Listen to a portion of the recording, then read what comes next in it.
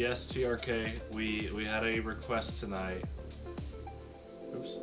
We had a request tonight for Team Fortress 2. It's one of my most favorite video games. Match made in heaven. It's like, yeah, we'll keep streaming.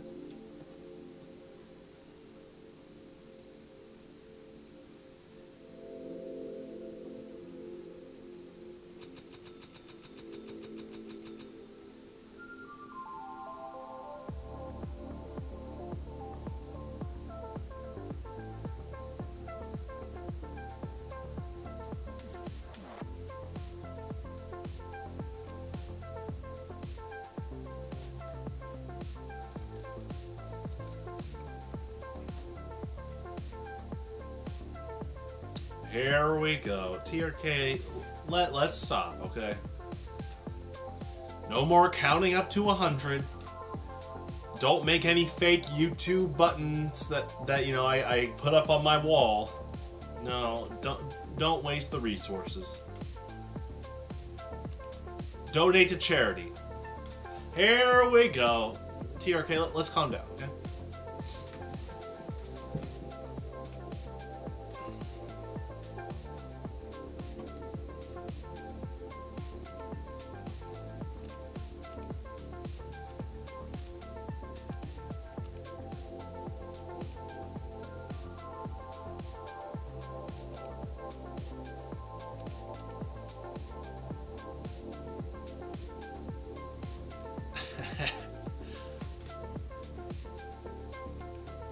Oh, thanks, TRK. Instead of doing what? Opening a 6-pack of Coke and watching the latest anime? I don't even know what's going on in the anime world. I turned on the TV the other night and One Piece is still making episodes. I know that's a joke people make, but seriously, I've hardly ever watched one. I've never watched a full episode of One Piece. So I turned it on and I was like, okay. And you know what? It was actually a pretty good episode. I was like, okay. And no hate towards One Piece. I'm just amazed how far it's been going, and they're still looking for One Piece. Because it's like Naruto and Dragon Ball and Bleach are also known to run really, really long, but they always like shift up like the next protagonist or antagonist in goal. So, you know what, TRK? I'm kind of surprised, because you always talk about that one chick in Danganronpa 3 or whatever. You see, I haven't played that one. I haven't played any of them, but I know about the first two.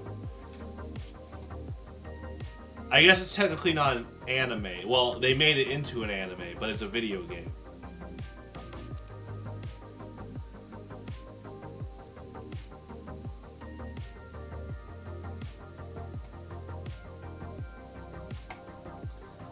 I've seen the anime for the first one. They definitely they definitely cut a lot from the game to like speed up production time because they only have so many episodes. I like a lot of stuff in that series. Like the music's really good. It reminds me of F-Zero GX. In fact, my friend Michael Ramen Noodles, when he first heard Danganronpa music while we were in the car, he asked if that was F-Zero. So it's got good music overall. The voice actors in English are good. I haven't heard a lot of the Japanese actors. I'm sure they're good overall. My one thing about it... One second, let me fix this.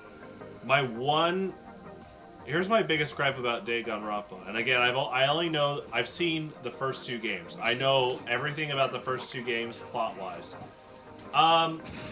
When it gets into like kind of the realistic murder mystery stuff, it's pretty good in terms of like believability.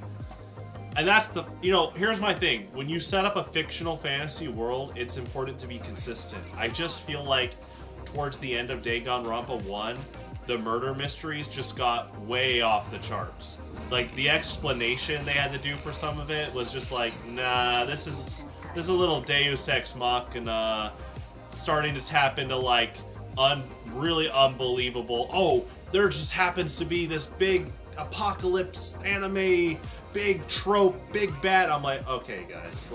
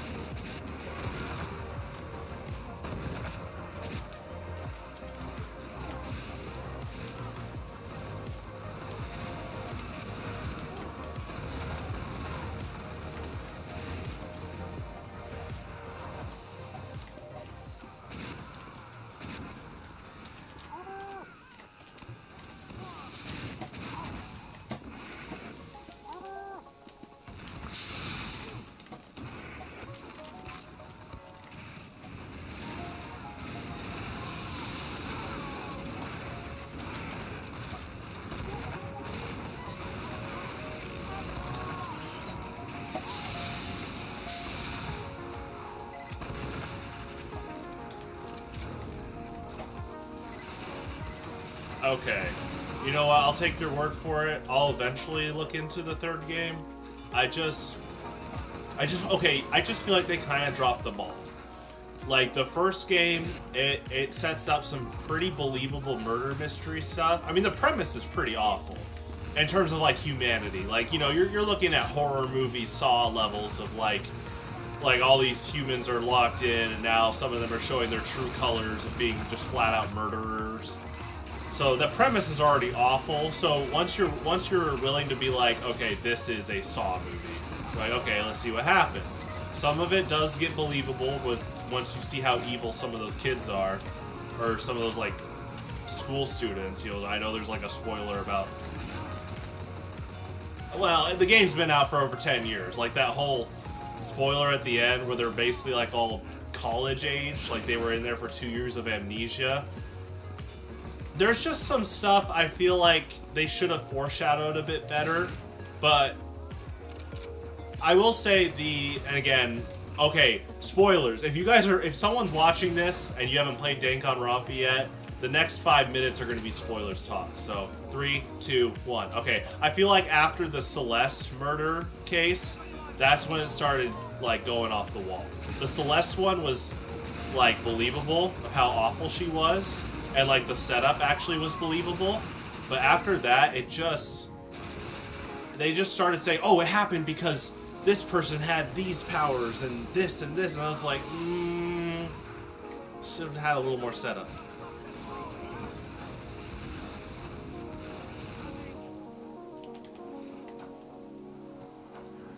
Yeah, so again, I know the second one too, and we're in spoilers talk.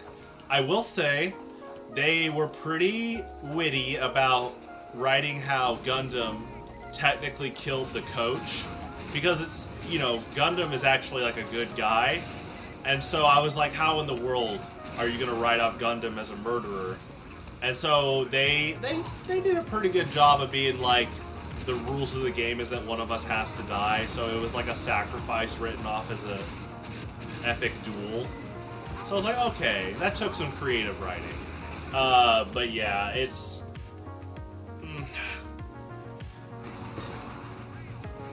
There's a lot of good stuff there. Like I said, the music's good. A lot of the characters overall are just great. I don't really hate any of the characters. Obviously, there's some of them that are just downright selfish. Like the first chick in the first game, the first murderer. Well, she's not technically the murderer, it's technically Leon. But, you know, they're both bad. You know, I'm not really a big fan of her. Like, her design's cool, her premise is cool, where she can't handle losing fame and to her feeling like she's not important, so she goes AWOL and shows her true self. But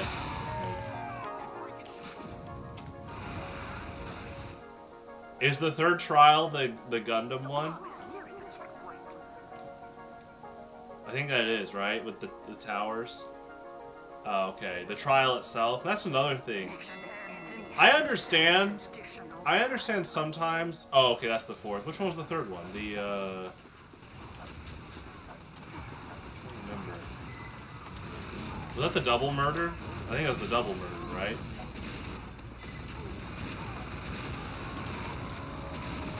Wasn't that the nurse double murder? Yeah. Yeah, I was not a fan of that nurse lady. They tried to write it off that she was like sick or something. I'm like, nah, she's evil, bro. That's bad stuff.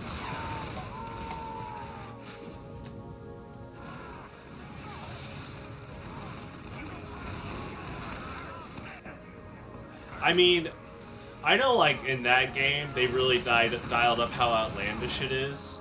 So I will say at least they were trying to push that agenda more. Because the first game had a little bit of tonal whiplash where, like I said, after the Celeste murder case, it just started to go really super hyper anime. Oh, and he actually did this, and this occurrence happened, and this apocalypse happened, and this guy actually has superpowers, and it's like, whoa.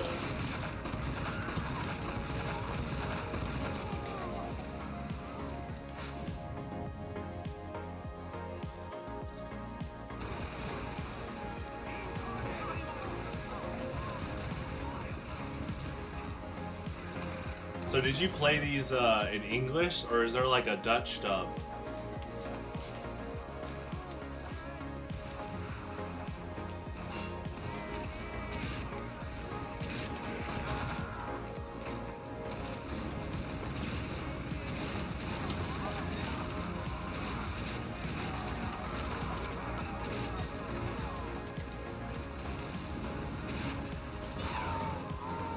Oh, okay. I will say, like, again, the actors did a good job, at least from the first two games. You know, very high production, good job on them. It's just like, I just feel like in the first game, they just get a little too outlandish and do a lot of tonal whiplash later in the story.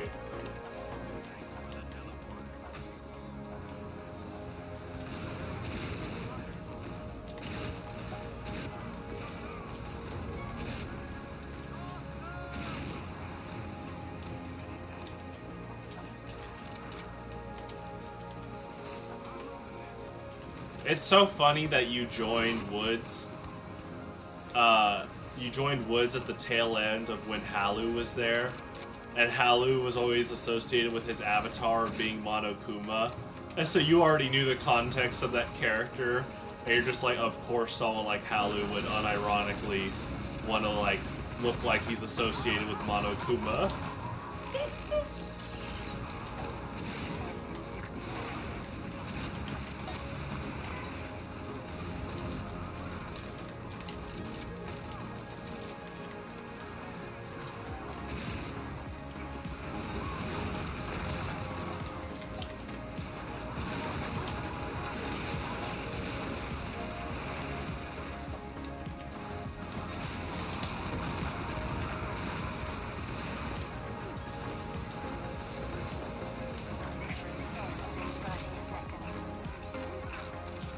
Really? I did not know you got into Danganronpa after you joined Woods. Okay. You just seemed like you knew. I mean, you know so much about it. I was like, okay, this guy's known it for a while. But, okay.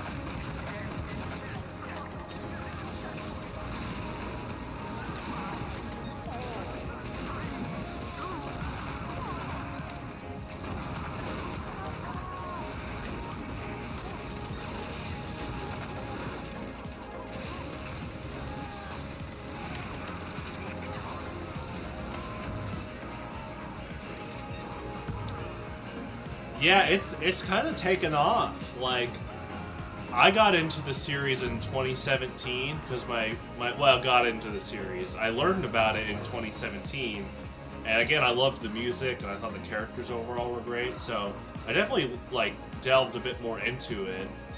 And then, like I said, my friend Rama Noodles heard the music, and then he started getting into the series. So yeah, it's kind of had a modern resurgence of popularity.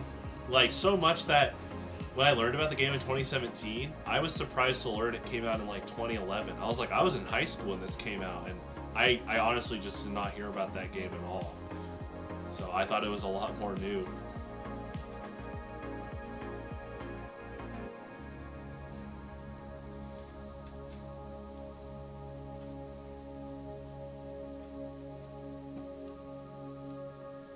Yeah, yeah. See, I don't even know if Mandem knows much about Danganronpa, but when his picture was Monokuma for so long, it was just so funny. Like, just the fact that Halu is so associated with the character that's also known to, like, just be just a very not good person. Now, I don't think Halu is a murderer, you know, so you know, he's got that going for him compared to Monokuma. Oh, I know Mandem's trolling.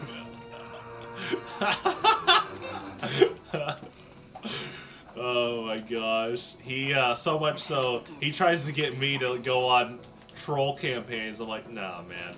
My philosophy is, I only mess with two people. People that know how to take it, like they know how to take a joke. Or two, people that are actually not nice, and they need a wake-up call, so...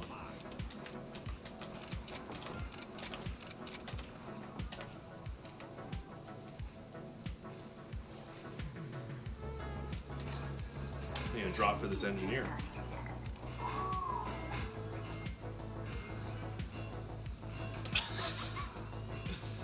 I never get mad at these guys, but I do wonder how often the classes that pick up metal that's meant for the engineer realize like who it's meant for.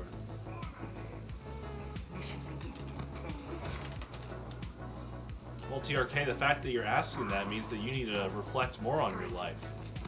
Then you'll get the answer.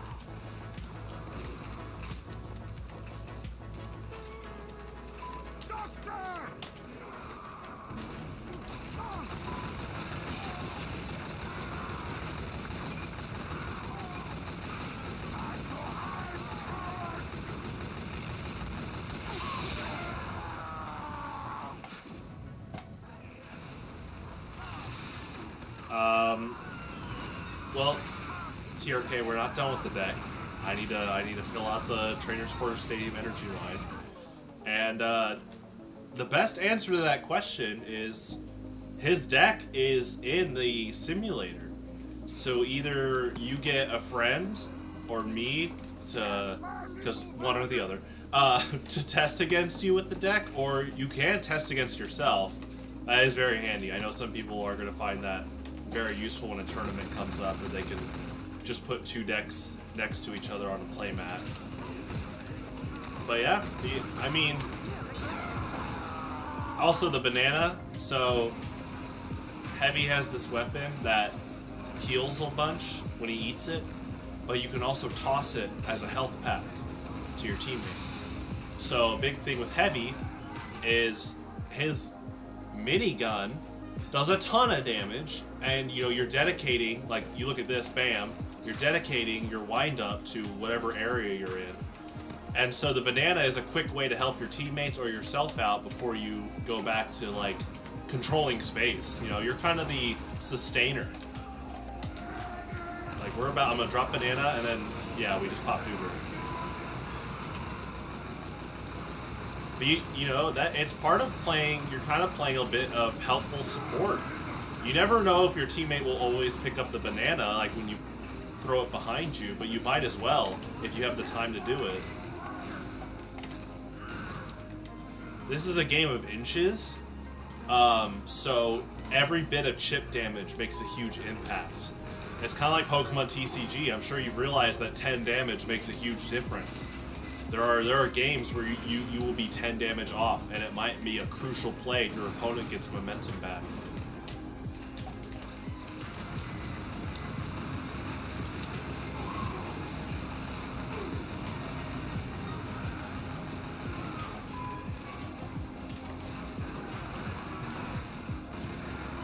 Clips? Are you sharing content, TRK? I know you're trying to be my marketing agent, but TRK, I want you to focus on school.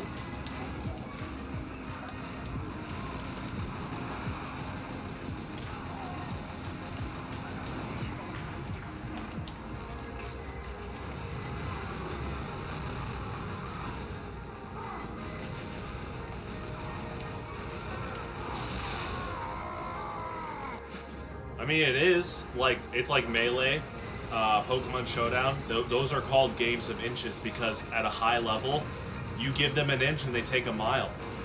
In terms of like making a play mistake.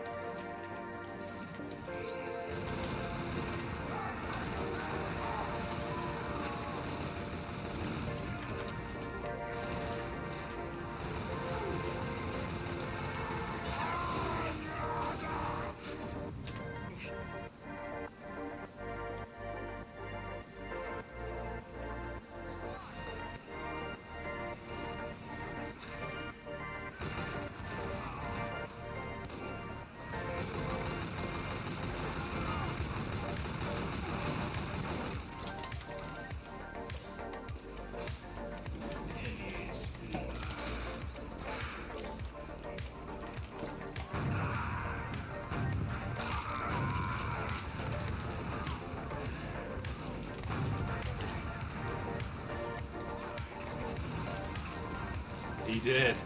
Yeah, the demo man can equip a shield. He sacrifices his sticky bomb launcher, but he gains a shield that lets him shield dash. So they do a lot of those leaps of faith kind of plays.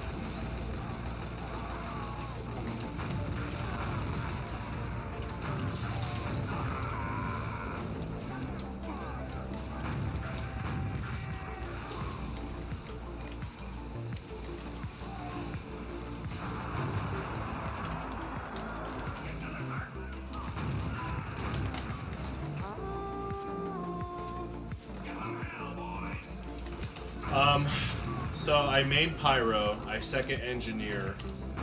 That's always been the case. And then I fill. So I main pyro, second engineer, and then I fill as like that's my priority system. So if there's a class not being played, I tend to fill that role. But the priority will always be pyro first, then engineer, then spy. Those are like the big three.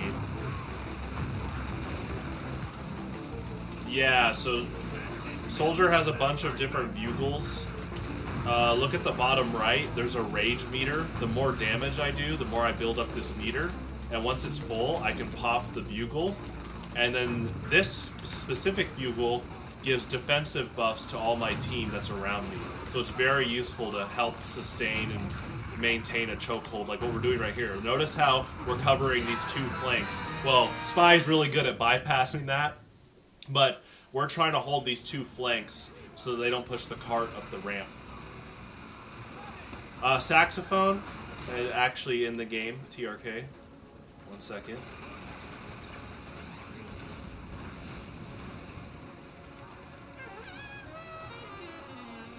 Alright, anyway.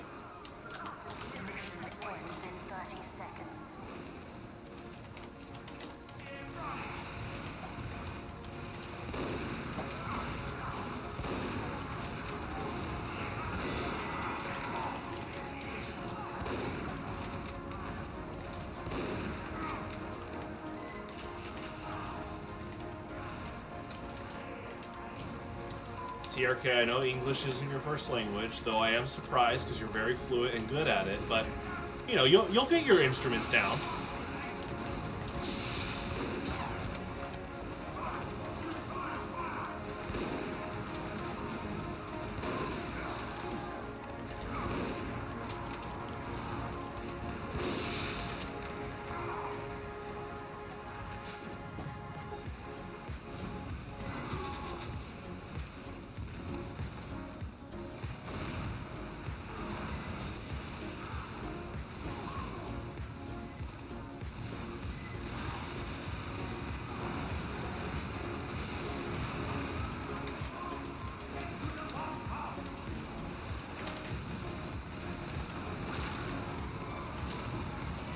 You know, TRK, I actually, ever since late college, I have a TF2 tabletop game I created that so far a lot of people enjoyed. It's in the early phases, but it definitely got me a good grade on my final project when we had to make a game from scratch, so maybe in the future, if you want to help me test it, yeah, put your name in the credits.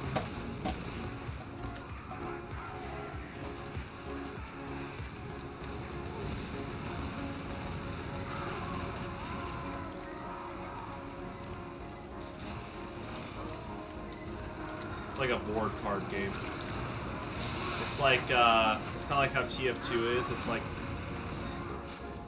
like personalized chess. You know, each of these classes are kind of like chess pieces.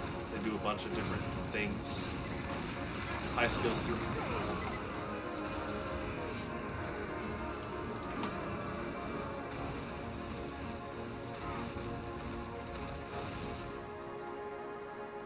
1 second. See if I can do. Okay, gotcha. Checking one thing. Okay.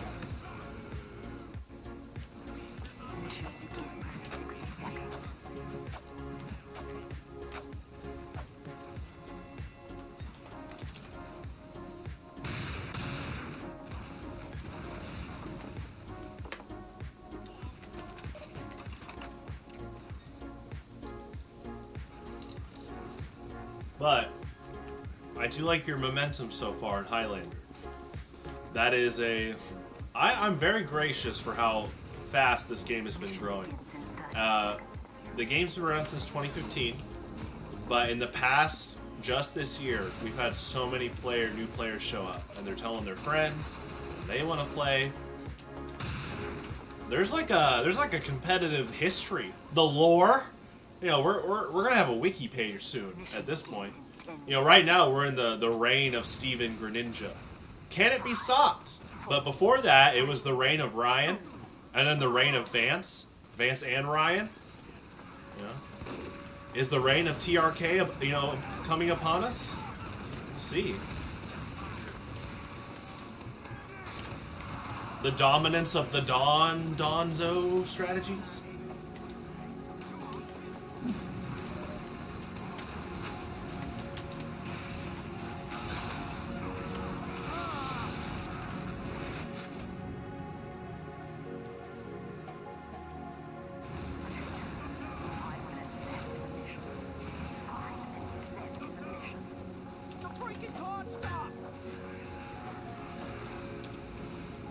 TRK, you're on a roll. I mean, I'm not surprised. Like, I'm impressed by how fast you picked up on the game, and you're already doing well. But I'm not surprised because I know you're really good at Spirit Island, and now that I've played that game ever since a year ago, there's a lot of management. There's a lot of similarities with like character management. They have energy and symbols and all these combos with cards. So yeah.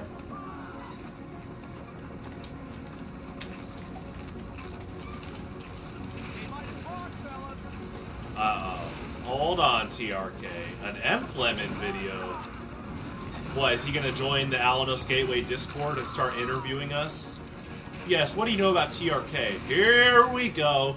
Yeah, that there. What's that mean? Just watch any stream.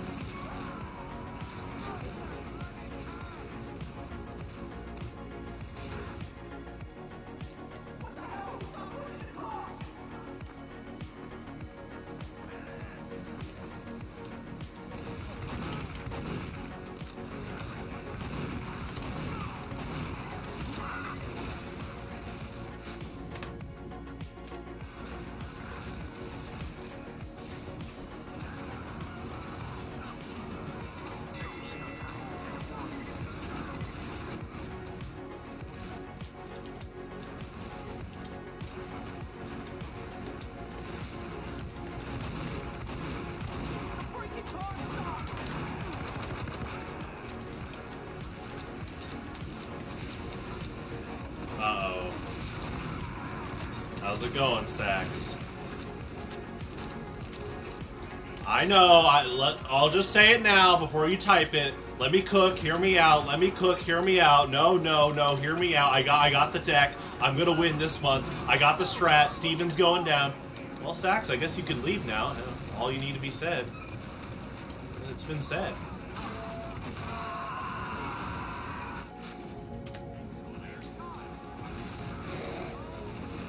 Okay, Sax, go ahead. Yeah, the trophy. You guys are getting pretty competitive. Yeah, you're gonna go to like a sports store and be like, oh yes, can I get a specially engraved trophy? And they're like, yeah, who's it out to? Me? Highlander champ? It's like, whoa, we haven't even started the tournament yet. What if you dead draw again, Sax? What if you flip all tails? Well, there's some decks that might want that. You know, you could run Kecleon and then purposely flip tails to, like, get a special effect. Alright, see ya, Sax.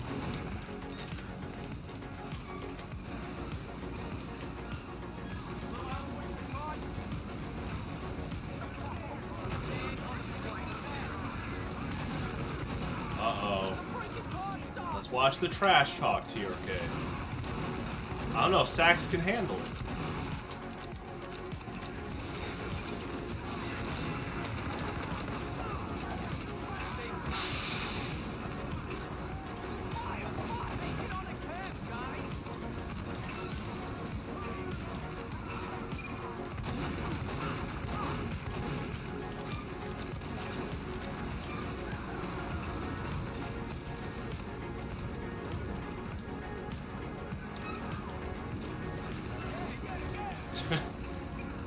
You know what, Sax? Okay, Sax, here's the pitch. I'm serious. You get a trophy, and we will pass around the trophy. I'm not kidding. Every month, the winner has to show up and bring the trophy. And if they don't win again, they have to give it to the new winner. Okay. Sounds good to me. Obviously don't put, like, profanity or whatever on the trophy. Like, get a legit trophy and be hilarious. People can start taking, like, deck list pictures with it. And then once they get archived, you know, the little trophies there in the background. But, you know, that means that... You know what, Sax? That means they're going to have to show up. You know, if Steven wins this month, and he gets that trophy, he's got to show up in June.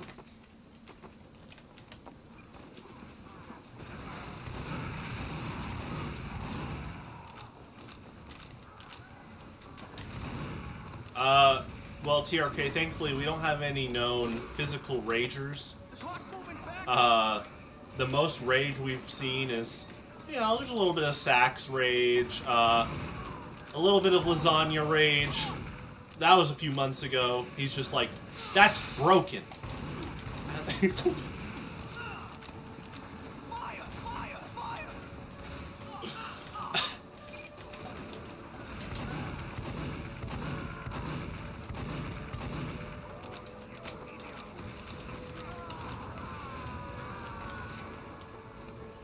I mean, Sax, here's the thing.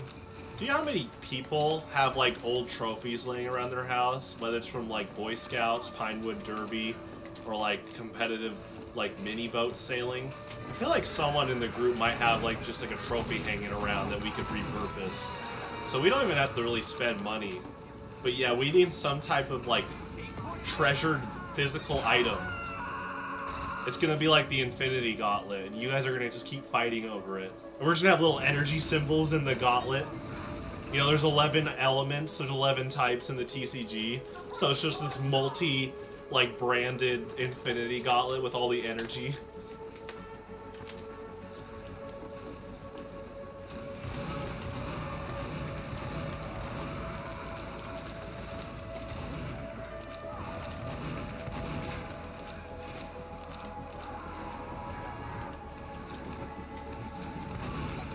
Dude, this month's tournament is gonna be nuts. Like, I like how, like, Sax started the meme, or he started the trend quote of "let me cook," but unironically, a lot of you guys are actually cooking. Like, you guys keep sharing these things that are just actually good deck ideas. I'm like, oh crap, the competition's just going ham.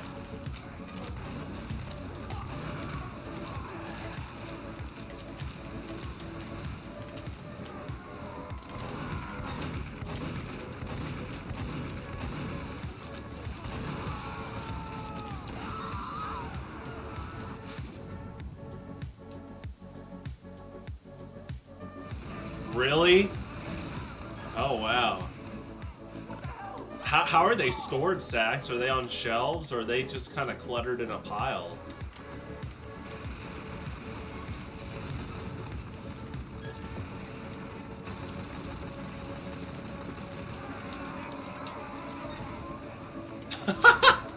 Oh my gosh. Oh wow. They just let you take some?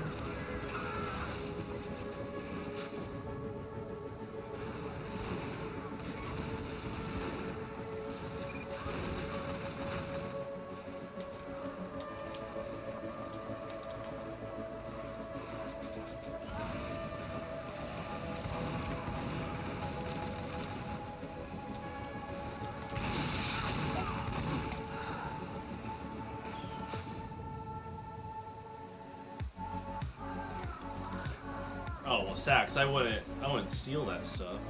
That's awful. Yeah, I can't get behind that, Sax.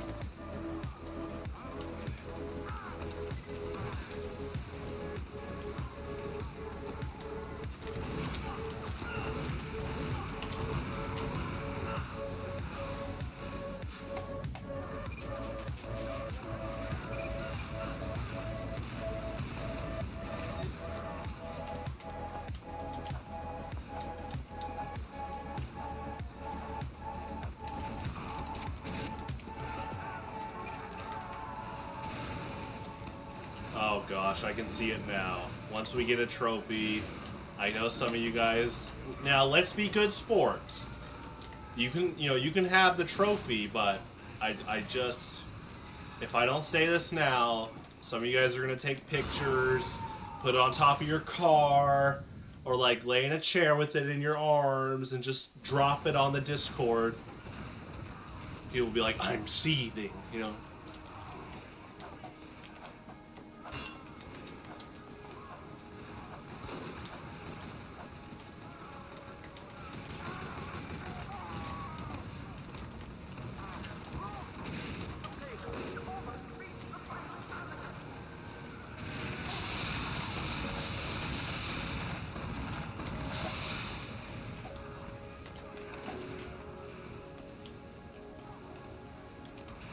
Wait, TRK, are you implying that Sax is gonna win? I thought you were trying to compete. You're just not gonna attack? You're gonna let Sax take 6 prizes? Wow, TRK. I thought you were on a roll.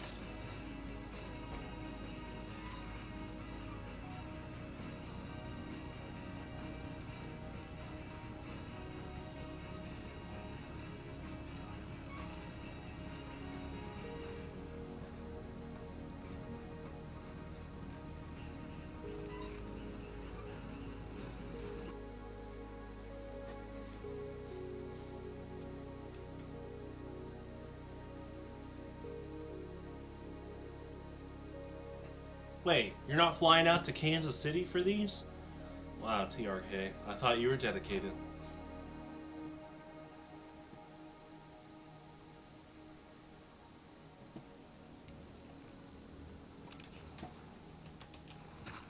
Prepare to compete in 30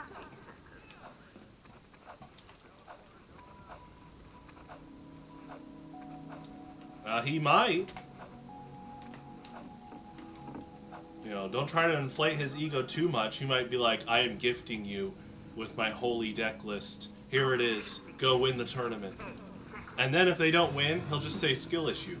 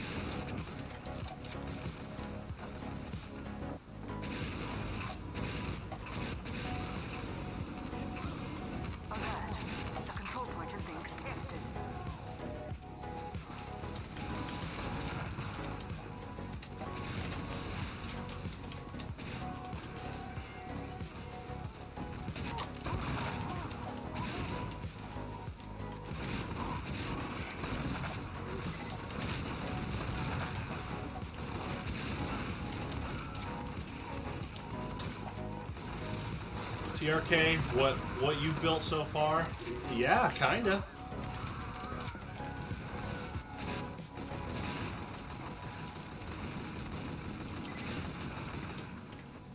I mean, it's like Steven's deck. You have to, like, manage your resources well. There's a lot of strategic play, a lot of, like, intricate combos you have to manage.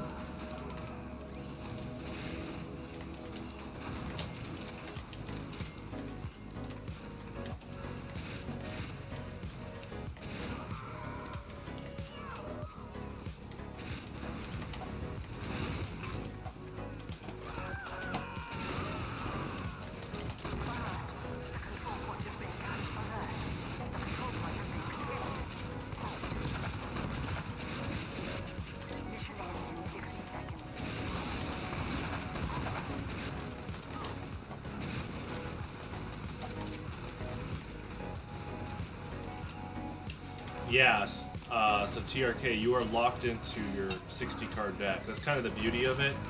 Yu-Gi-Oh, you tend to run like a 40-card deck with a side deck, but Pokemon's at 60, and so that's like the beauty of when you deck build is you're kind of like, it's this constant scale between trying to maximize consistency but also matchup coverage. Obviously, Highlander, each Pokemon is designed to be strong, and I'm sure you've noticed you have a lot of options. There's a lot of different branches for how any matchup could play out. So you need to ask yourself, how can I, can I build a deck that's strong, can fight against like a ton of matchups. You also have to, there's kind of a meta game. As people have kind of joked about, Steven has won the past 3 tournaments if you include online, and he's ran Greninja. So at this point, if people aren't preparing to counter Greninja, yeah, here he goes. Steven's also just a really good player, but yeah, I think there is a bit of a, you need to do some meta prediction. So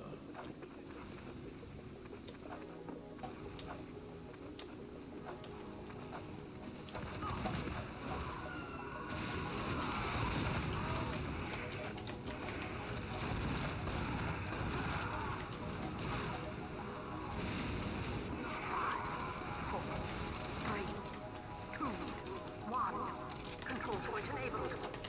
Alert. The control point is being captured.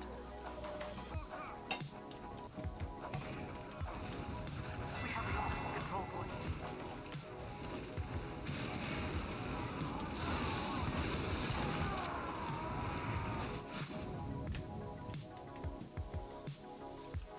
TRK, you can't nerf player skill. We're not going to strap Steven to a chair and play some, like, hypnotism to nerf his skill. The funny part is Greninja Break was already changed recently, and Steven still won. I've been kind of watching how Steven beats some of us, including me. I didn't kill Froakie fast enough, or KO. And I wasn't really running any power punishment or power lock.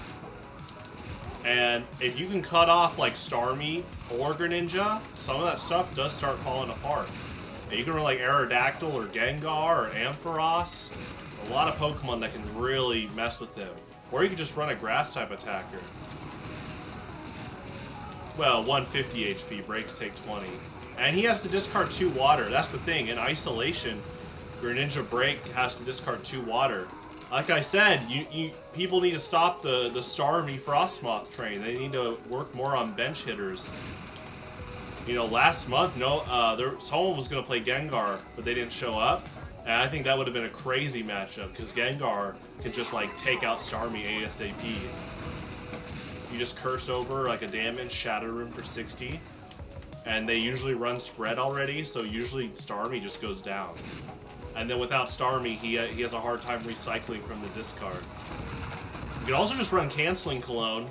I think that's important. Just slide in 1 Canceling Cologne.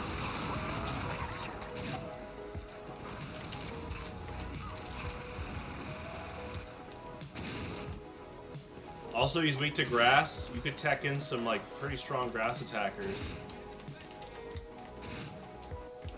There you go, TRK. That is pretty good planning.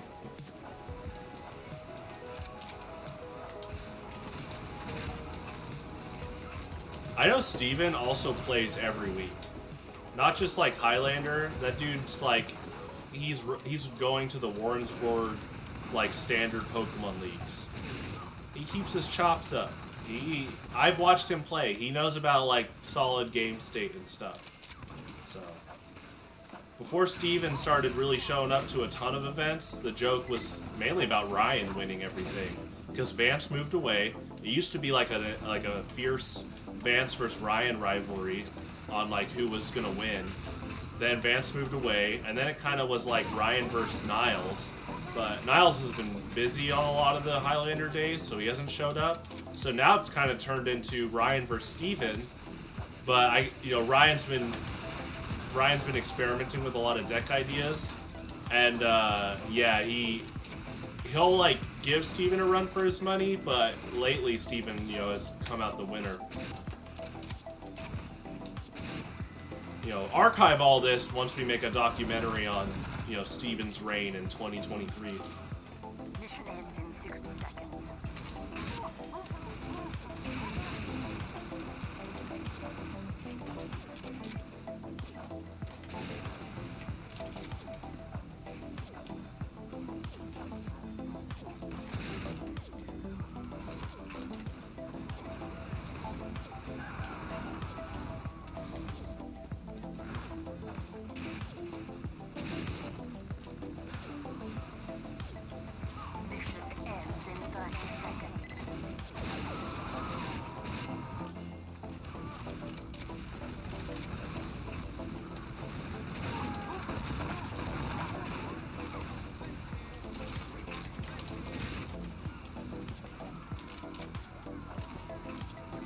Mission ends in 10 seconds. 5, 4, 3. Uh-oh. You heard it here, you heard it here first, folks. The TRK reign. We'll see what happens here.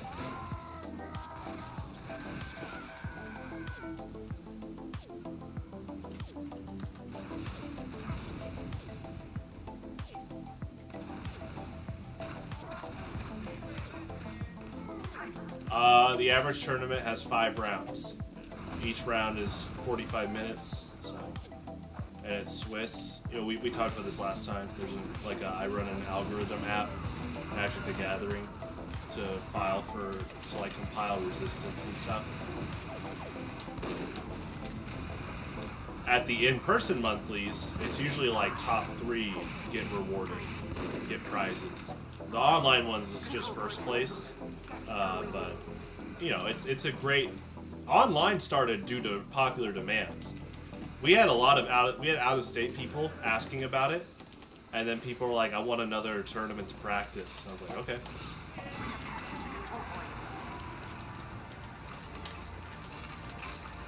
Let's see. We have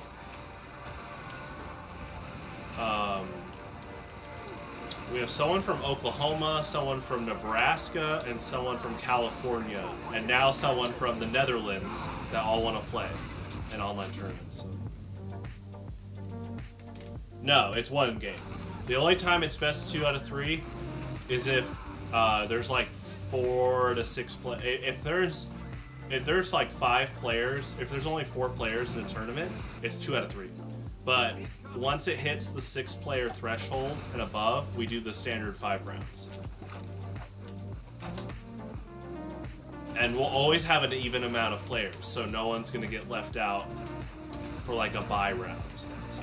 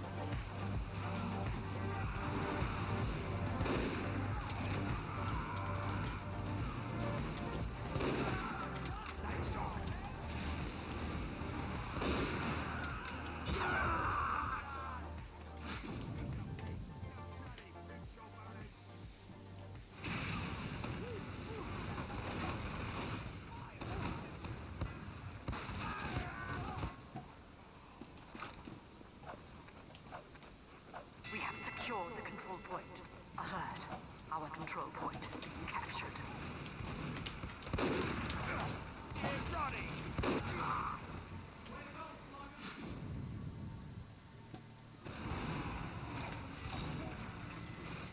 Mission ends in 30 seconds. 5, 4, 3, 2, 1. Victory. Let's figure this out. Team scramble.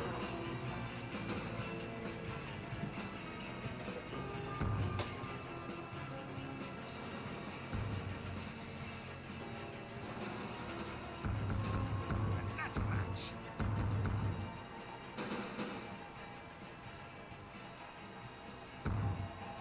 Actually, TRK, this will answer your question.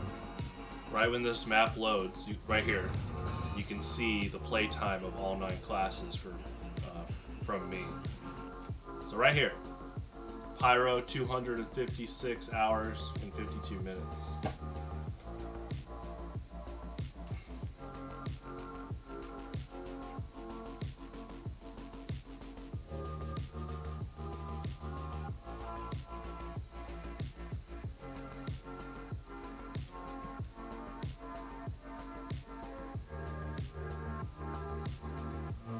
Prepare to compete in 30 seconds.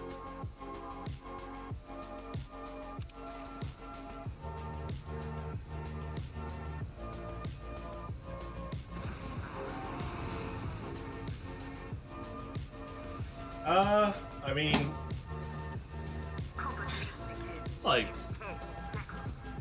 pretty high. I mean, obviously for the average TF2 player, 3, 2, 1. that's that. Gosh, the average TF2 player easily has like 2,000 hours in the game. I don't have that yet. Soldier's definitely my least played in terms of playtime, but he's not my least favorite. I don't really have a least favorite. Is he my worst class? Yeah. Like, in terms of like, if someone told me, hey, what one class do you could you like improve in the most right now? It'd be Soldier. Here we go.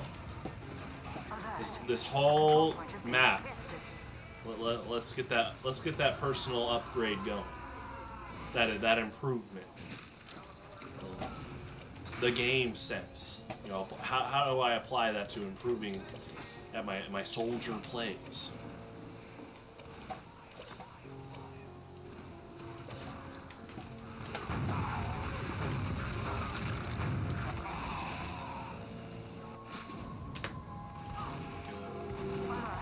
The control point is being captured.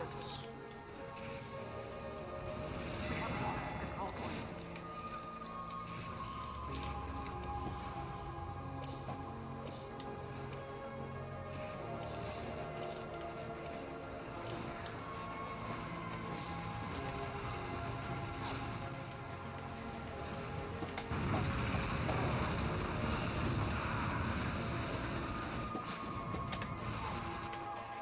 Don't Uber me.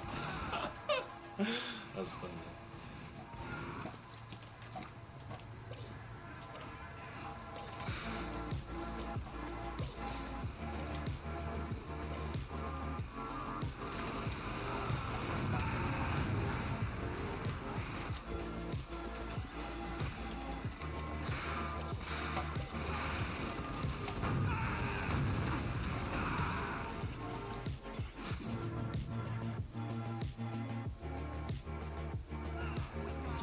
Yeah, First Ring's really good.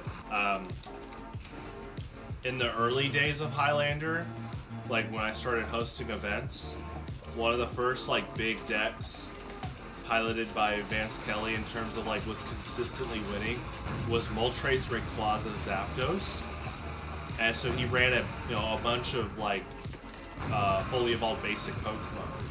And so, again, kind of like we're talking about with Steven right now, Steven's reign, is people adapted. And they ran Pokemon like Aggron and Ursaring to counter that deck. And it paid off. Like, Ryan and my friend Greg would run Aggron and or Ursaring, and just have them active, and it would stop them all from attacking and using powers. And so he had to find out other ways to do counterplay. And it's usually like playing Pokemon like Macargo. A little bit later, Vance was playing Pokemon like Claydol and Archeops. So yeah, Highlander is really big about really look at your deck is going to be firing off all cylinders. Like you need to have the mindset that your deck list is going to be firing off all cylinders. So like all those attack options, all those cards you play, you need to really be thinking of all these different possibilities of how you're going to initiate counterplay for when your opponent has something that stops your current game plan. But yeah, no, you're really smart, TRK. It's good that you recognize that Kingdra and Barraskewda also function as like an anti-basic counter. So Pokemon like Ursaring that are if they're looking to hard counter your basics with Ursaring, then yeah, you need to make sure that you have Kingdra or Barraskewda out. I think in your deck, if you enter obviously when you enter a tournament, you don't know the entire deck list of the opponent. So I think for your current deck list, it is important to try to keep at least one of those lines out of the prize cards. Try to have either Kingdra or Barraskewda not prized. Sometimes you can't avoid it, but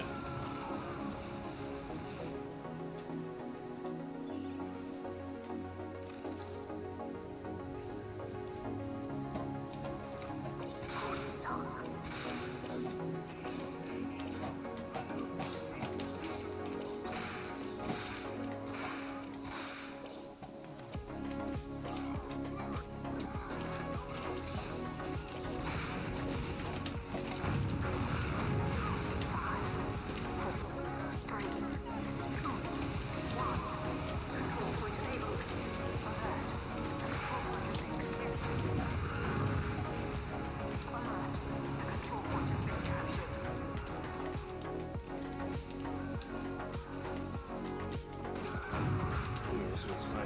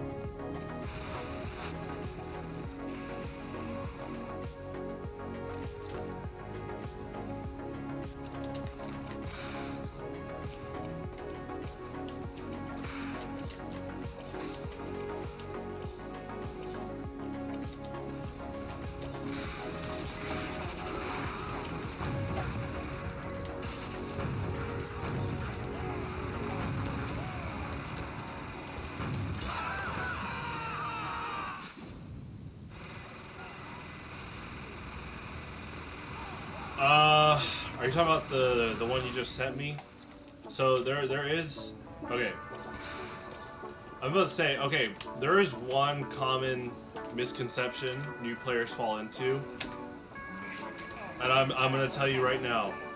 Like, 80, 90 HP, 80, 90 is the average. It's not considered low. It's just that Pokemon TCG has gotten so out of hand in the official formats with HP that some people have a problem reconfiguring that 80, 90 HP is the average.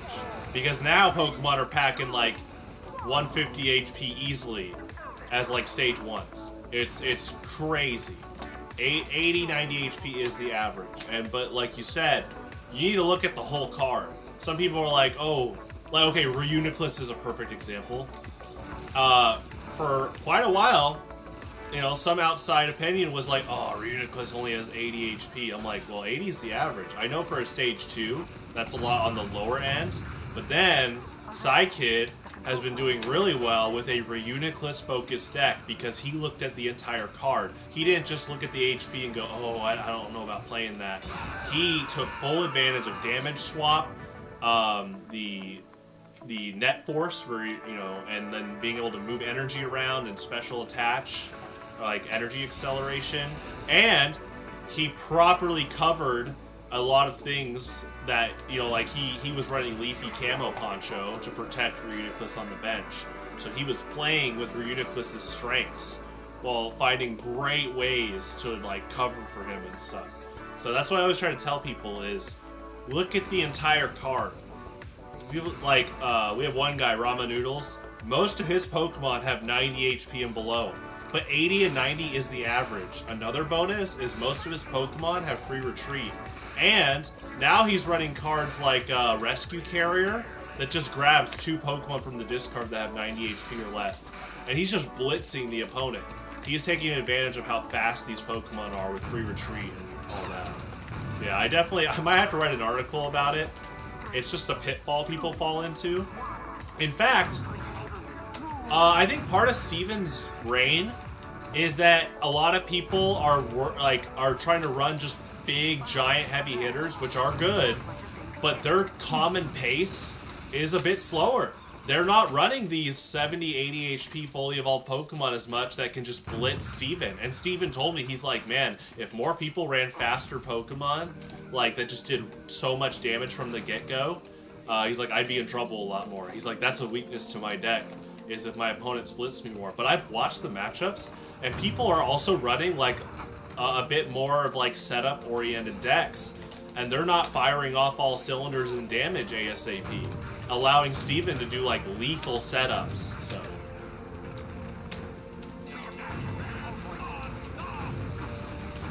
Yeah, Steven's kind of capitalizing off of, you know, people aren't blitzing as fast. They're even using their fully evolved basics for more setup.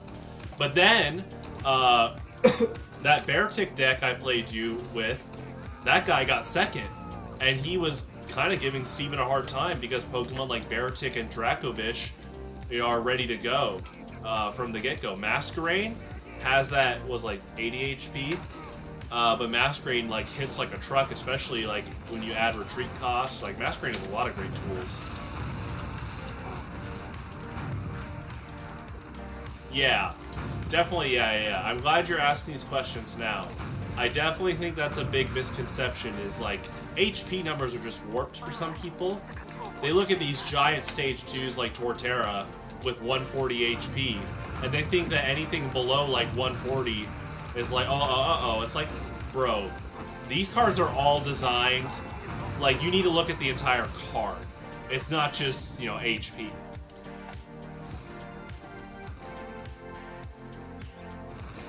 Another good example is like Liepard. Liepard is a fully evolved stage 1. It has 70 HP, but it has attacks like Assist that just downright say, flip a coin if heads, copy any attack on your bench for no energy cost. So Kuda has ran a Liepard deck where he fully pushes the strengths of that, and he runs Pokemon like Victini that let him redo the coin flip, and he's copying giant attacks like Regigigas that does like 150 for 3 energy. There was a guy named Drew.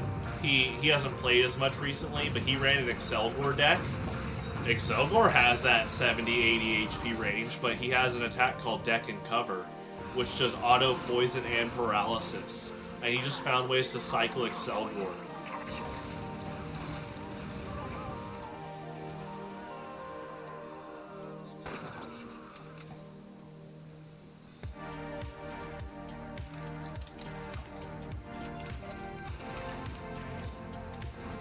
I also think cards like Defender and Potion are underplayed right now.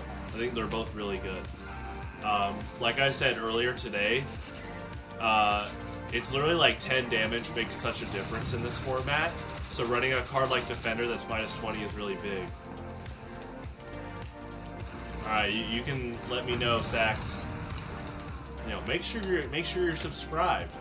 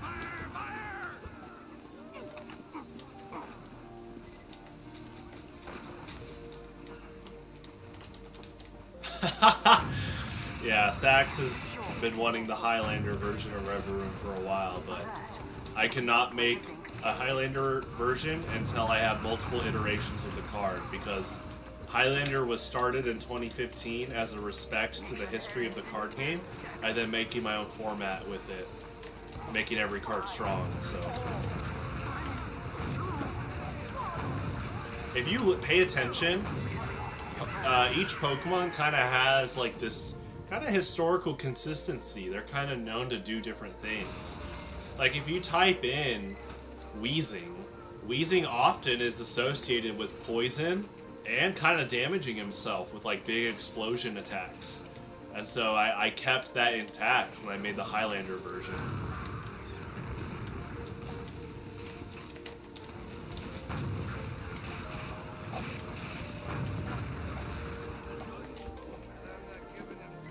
Yeah, actually Game Freak messaged me.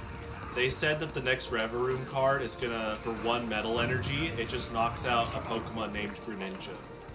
Pretty nuts.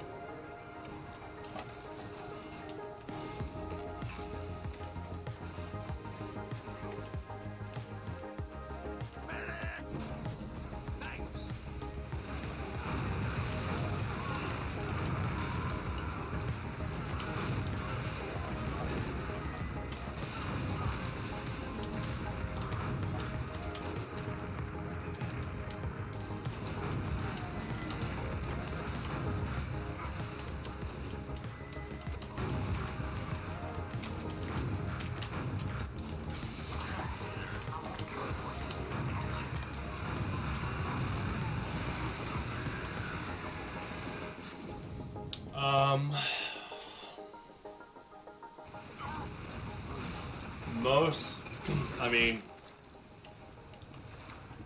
including the history of the entire game, 2015, every Pokemon's been played. But I'm, to this day, amazed by certain combos I haven't seen before. I was telling you the other day that multi-energy decks have like a very high skill ceiling. There's a lot of cool combos. We have secured the control point.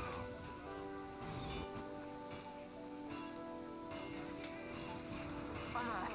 The control point is being captured. We saw last month, Brian Green played Sandaconda with Delcatty. I thought that was really cool. Landorus and Groudon. And so, by being able to use Sandaconda's last attack, he could accelerate quickly onto Groudon and Landorus and use their attacks. They're like huge damage discard attacks. That was cool. Oh, you just made the best one, TRK? Well, you know, my slogan is break my game. So, you know, let's see what you got.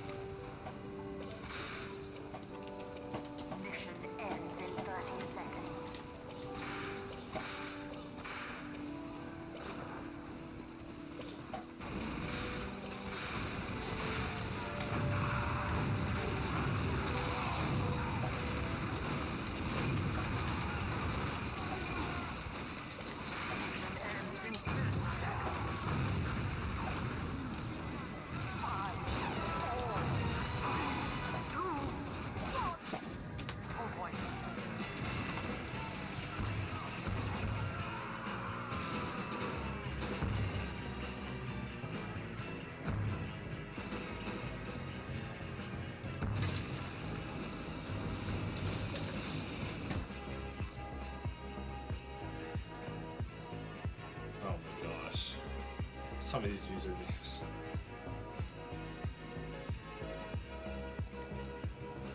It's a lot of fun flanks that game.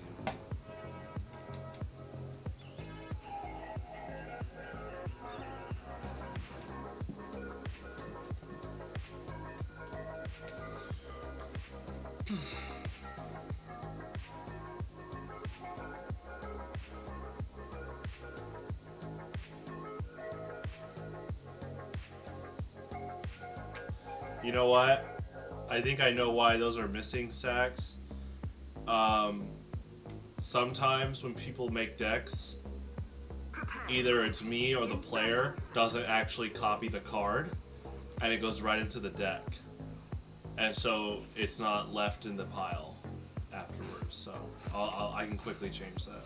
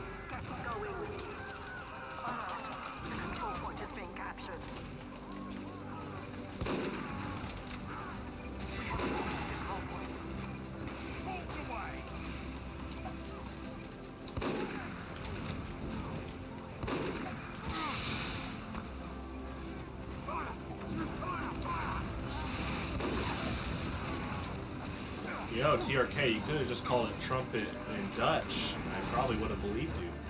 But now that you've done this, try to do this joke enough times, there it goes. Trust issues.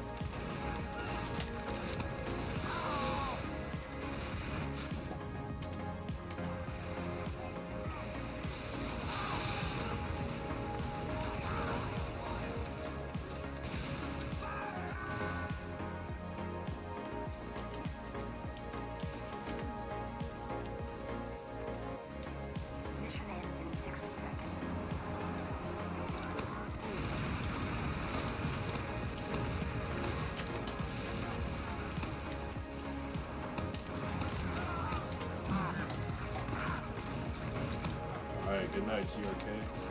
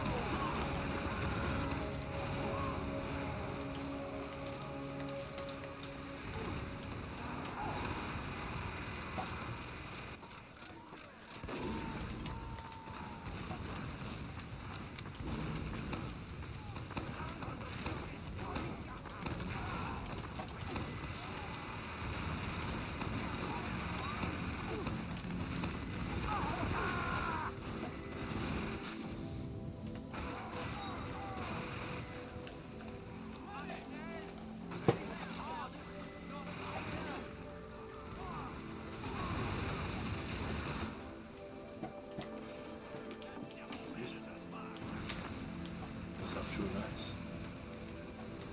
We have secured the control point.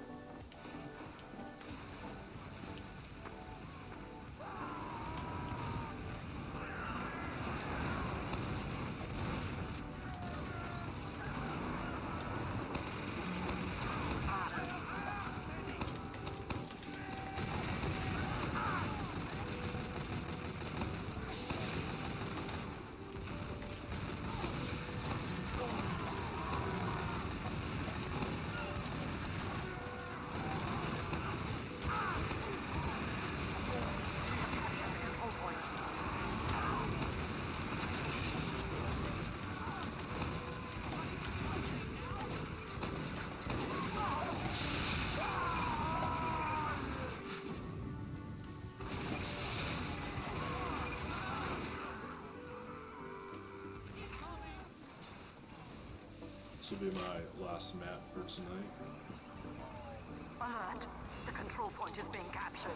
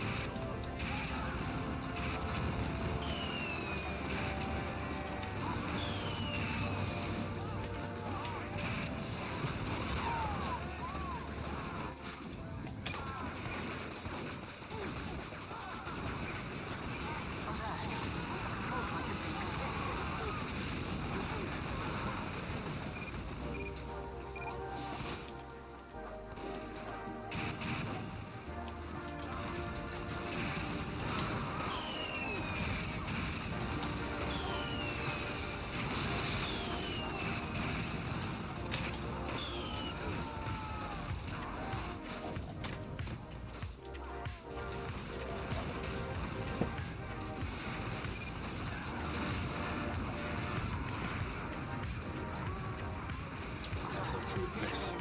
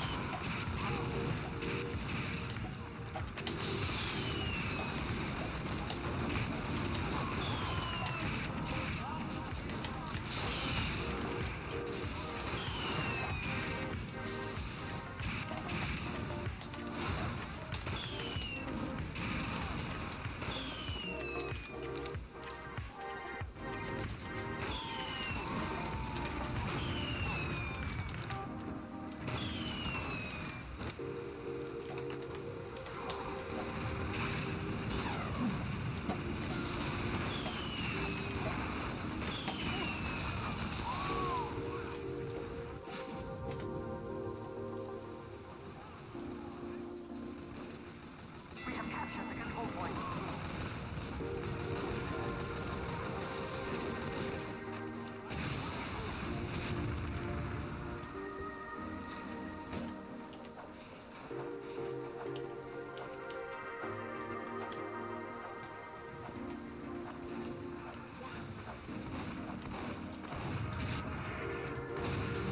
Ends in 30 seconds.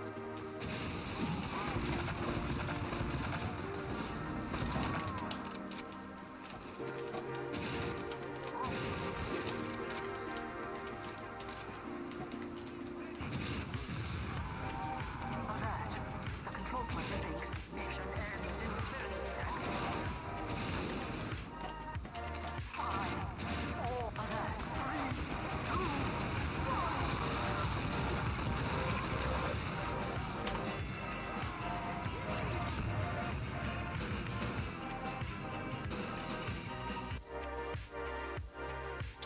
Alrighty. Thanks for tuning in, everyone. I will see you around.